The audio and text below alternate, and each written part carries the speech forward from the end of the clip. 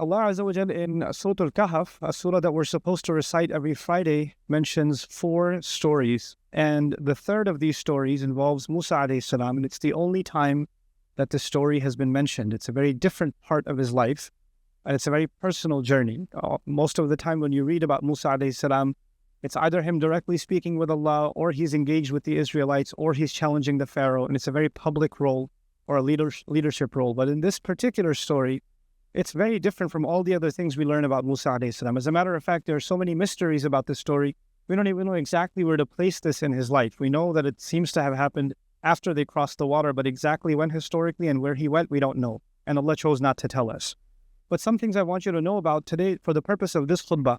My intention is not to actually tell you the entire story, but to highlight something Allah said within this profound account that Allah has mentioned.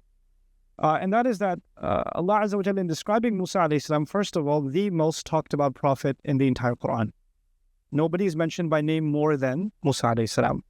And of course, he has been given the book, which then became the book that more prophets taught than any other prophet, meaning Allah gave him Torah. And after he gave him Torah alayhi salam, every generation after him had a prophet, and they taught Torah again and again and again and again and again. So more prophets were students of what he was given than any other prophet.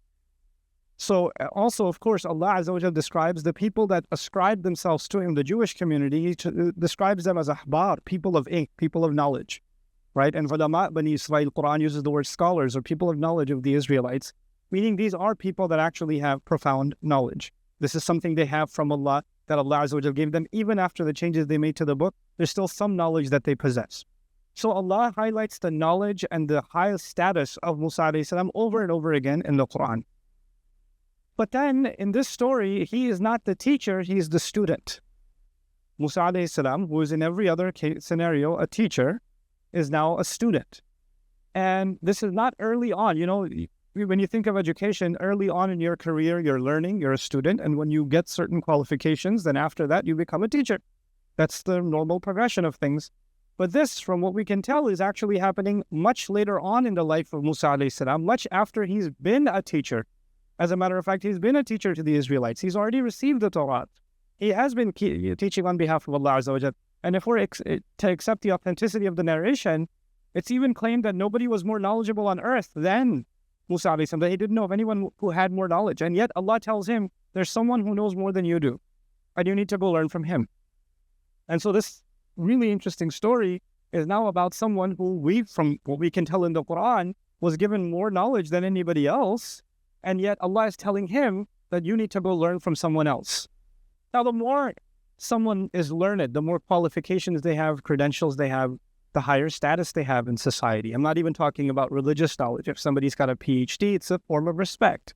If somebody's a professor in university, it's a kind of prestige. We know that. This is why we celebrate people that graduate, whether you're graduating high school or college, or you got a master's degree, or you got a PhD, or with Islamic studies, you got an ijaza, or you finished memorizing the Quran. Whenever somebody accomplishes something in education, their status is increased. They're more recognized in the society. People listen to them and they have more validity.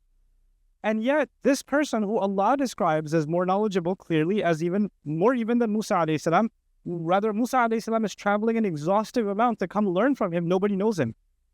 Nobody knows him. As a matter of fact, one of the most interesting things, is that we don't even know his name. The Quran, Allah did not mention his name. Yes, in the narrations, we learned the name Khidr or Khidr, and there are variations of that spelling that are mentioned. But Allah, in his perfect speech, decided not to tell us who is this teacher of Musa alayhi salam. He didn't tell him his name. So how did Allah describe him? This is where I want to begin really today. He says, فَوَجَدَ عَبْدًا مِنْ عِبَادِنَا. Meaning Musa alayhi salam and his young assistant, they traveled together and they eventually found, listen to this carefully now, a slave from among our slaves. Which is probably in closer English expression would be just one of our slaves. They just found one of our slaves. One of our slaves is the description of all of us. That's not a special description. We're learning something profound here.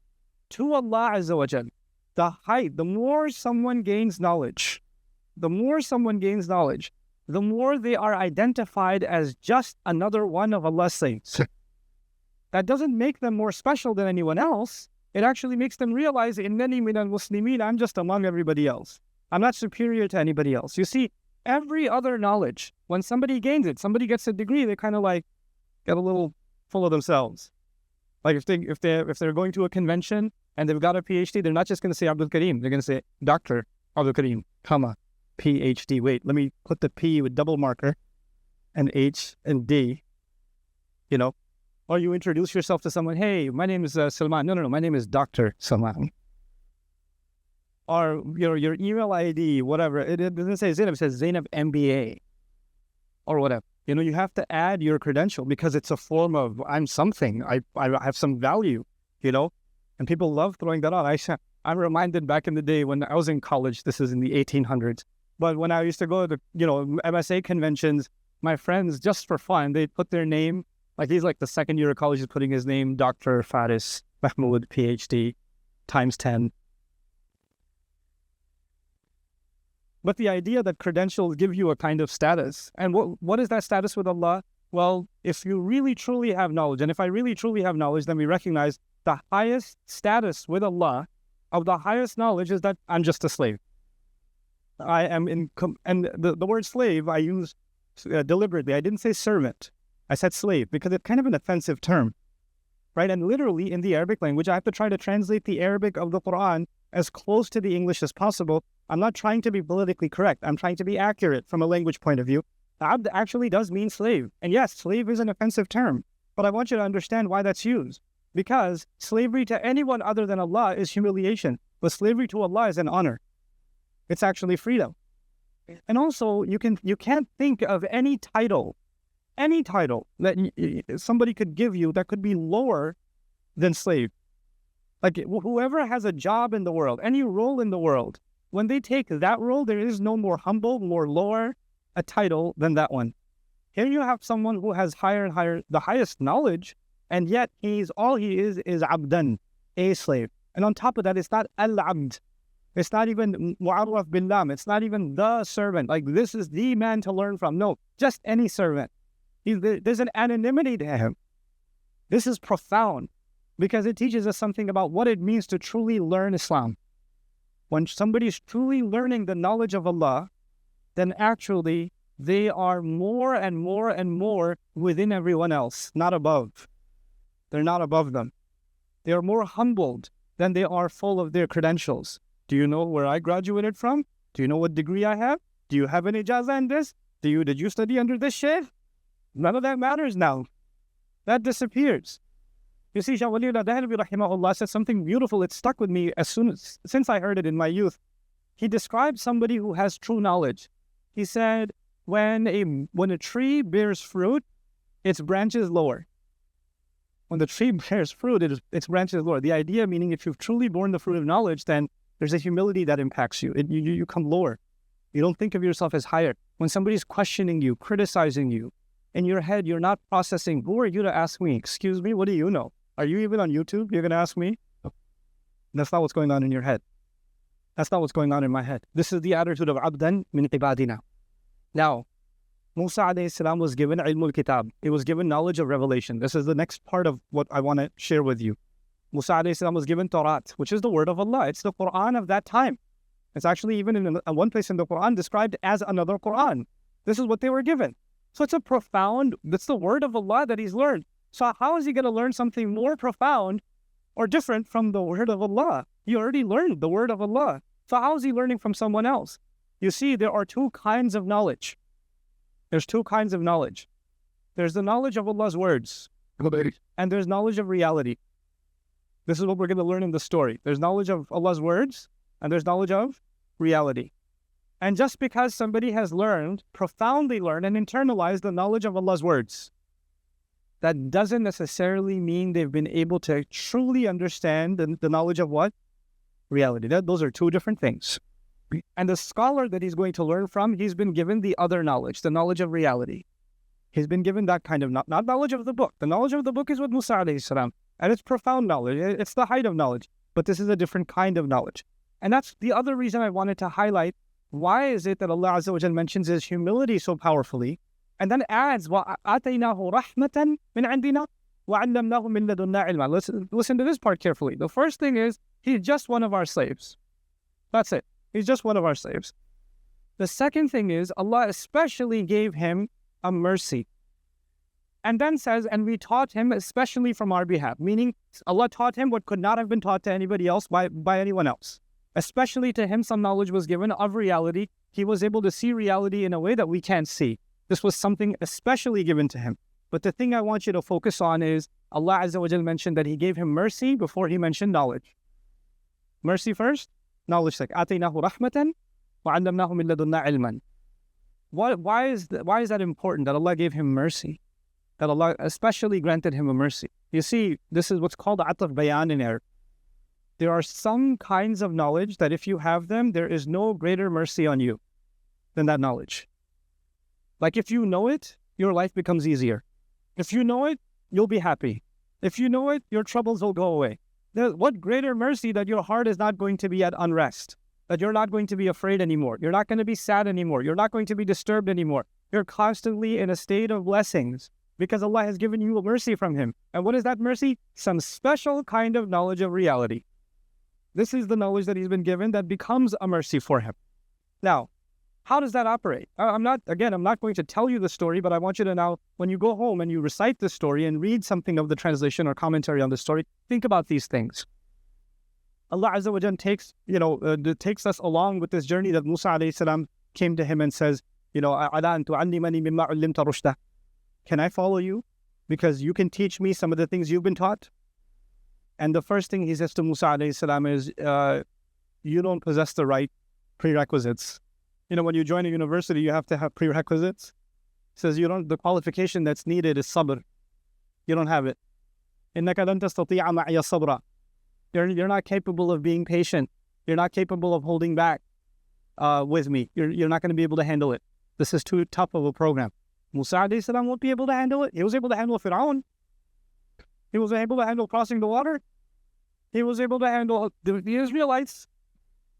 He's handled quite a bit. He's been able to handle people trying to kill him. And he said, you can't have sabr with me. And this is the same Musa alayhi salam who is telling the Israelites to have sabr. He's telling them when the armies of the Pharaoh are coming, inna ma'iya rabbi sayahdi, no, it's okay. My master is with me. He'll guide. This is the hero of Islam, the highlight of the Quran. And this man tells Musa alayhi salam, you don't have enough sabr for this. You can't handle it. Subhanallah. Just to even think about it, who is being said this is being said to Musa alayhi salam, And so when he says that, of course, Musa alayhi salam says, no, satajiduni insha'Allah sabiran. It's a humble answer. He doesn't say, excuse me, you're going to tell me about sabr? Let me tell you my sabr experience. Here's my sabr resume. No. He says, insha'Allah, if Allah wills, you will find that I have sabr. If Allah wills. He doesn't even guarantee that about himself. Like, look, yes, I have a pretty decent track record with sabr, but that doesn't guarantee that I'll always have it. If Allah wills, I hope that I will meet that expectation. Satajiduni insha'Allah sabiran. I want to spend the last few minutes of this khutbah talking to you about this knowledge of reality and how the sabr of Musa alayhi salam was tested and why that knowledge of reality becomes a mercy. I want you to think of it this way. Reality is two things. It's what you can see and what you cannot see. Right now, I can see you. I don't see the two angels on your sides. I don't see them. You understand that? But they're real. They're here. So there's a reality that we can see and there's a reality that we cannot see. When Laylatul Qadr happens, you look up at the sky. It's just the sky. But the unseen reality is the sky is completely covered with angels descending. That's an unseen reality. You understand? So there's a seen reality and there is an unseen reality. Now, this knowledge, what we see all the time, all of our opinions, our feelings, our thoughts are always impacted by what we see. Because that's what reality is to us, what you see on the news, what you experienced, what somebody said to you, what you felt. These are your realities. But there's another side to that reality. It's like a source code. It's like you see the front end of the app, but you don't see the code behind the app. There's a curtain. There's a veil Allah put. And Allah Azza wa Jalla says on Judgment Day, فَكَشَفْنَا عَنْكَ غِطَاءَكَ فَبَصَرُكَ الْيَوْمَ حَدِيدٌ. That we are removing the curtain from you so you can see crystal clear now. Your Your vision is ironclad. In other words, now you don't just see what was visible. Now Allah is going to remove the veil and you can also see the unseen reality. The thing is, in most of our life, pretty much all of our life, we never know why Allah does what He does. We don't know. We don't know why you got into a car accident. We don't know. We don't know why you lost your job. We don't know why you got sick. We don't know why this problem happened or that problem happened. We don't know why your brother did so well in school and you failed. We don't know. We don't know why you're so short and your siblings are so tall. And you start asking yourself, why did Allah do this? What's the point? Why can't He just tell me what He wants from me? Why doesn't He lift the curtain a little bit? So let me see what the secret was. What was the big plan? So I can if I just knew, well, maybe I'd be at ease. Because when you don't know, when a judge passes a verdict on you, the judge says you have to pay this fine. And you say, why should I pay this fine? And he says, no, that knowledge is in the unseen. I'm not going to tell you. When a judge passes a verdict on you and you don't know why, then you become at unrest. You're like, I can't accept that. I need an explanation. I can't have that explanation be hidden from me. What Allah does in this story is He shows Musa alayhi salam there's always an explanation. But Allah decided, وَمَا كَانَ اللَّهُ لِيُطْلِعَكُمْ عَلَى الْغَيْبِ. Allah has decided that He is not going to be informing you of what's happening in the unseen. Behind everything seen, there's something happening that is unseen, and He has decided not to tell you. In this story, what Allah decided to do is He, imagine there's a curtain, and Allah lifted it, through His teacher just a little bit, so you can get a glimpse, a little bit. You can see what's happening behind the scenes. So you understand there's always something happening, but He doesn't lift it all the time. This is a special knowledge given to Khidr alayhi salam, which is a special mercy to him. He doesn't give that to every. He didn't even give it to Musa alayhi salam, meaning this is a reality He doesn't even open to His messengers alayhi salatu wasalam. That's the lesson we're learning here. So when Musa alayhi salam sees that people that are just earning a decent living and the only way they can make a living is a boat that they work on is being damaged by his teacher, like, what are you doing? That is messed up. How can you do this? What could possibly justify this? And He's told you you're not going to handle this. This is not the kind of course you can take and survive. You don't have the patience for this. Meaning He doesn't have the patience to see injustice and just stand by. Musa alayhi salam, when he sees injustice, he gets upset. When he sees two people fighting each other, he doesn't just stand there, he goes and fixes it. When he sees women struggling to feed their animal, he goes and helps. When he sees an innocent boy being killed, or he sees a ship being sunk for no reason, of course he's going to have a problem. And this became his test of sabr. In other words, when you and I see unfairness in your personal life, in your circle, when you see unfairness done towards you or done towards others, and you start questioning, why is this unfairness happening? This isn't right. That can't be a good thing.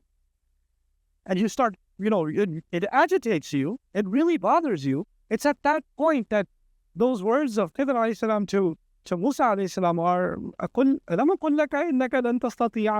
did I tell you this education, this knowledge is not easy to acquire. You don't have the patience for this. This is why it's not given to everyone.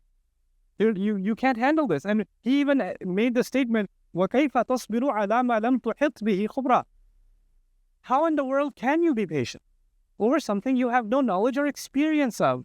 There's an experience of the unseen. Allah did not open up that experience to us. We can't possibly experience it.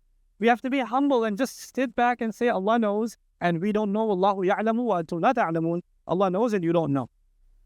Eventually, when Musa alayhi salam was taught, okay, these are the things you couldn't bear.